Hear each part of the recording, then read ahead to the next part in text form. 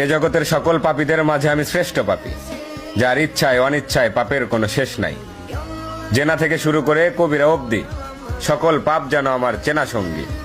তাই আমিও যদি কিছু চাই, তাহলে কি আমাকেও দেওয়া হবে তোমার অনুগত বান্দাদের ন্যায়? কেননা আমি শুনেছি তুমি রহমান, তুমি রহিম, তুমি এমন এক আল্লাহ যার কাছে চাওয়ার মতো চাইলে নাকি ফিরিয়ে দিতে লজ্জা পাও বান্দার হাত। তাই এবার আমিও তোমার চরণে উৎসর্গ করে দিলাম আমার শান্তির ঘুমের নিশিরাত। অতঃপর তুমি নাকি এই নিশিরাতেই বলো, বান্দা কার কি লাগবে চেয়ে নাও। আর এবার আমি তোমায় বলছি মালিক, তুমি আমায় দুঃখ দাও। সুখে থাকলে হয়তো তোমায় ভুলে যেতে পারি, হতে পারি কারো কৃত দাস, কারণ আমি আদম সন্তান, পাপ করা আমাদের পুরনো অভ্যাস।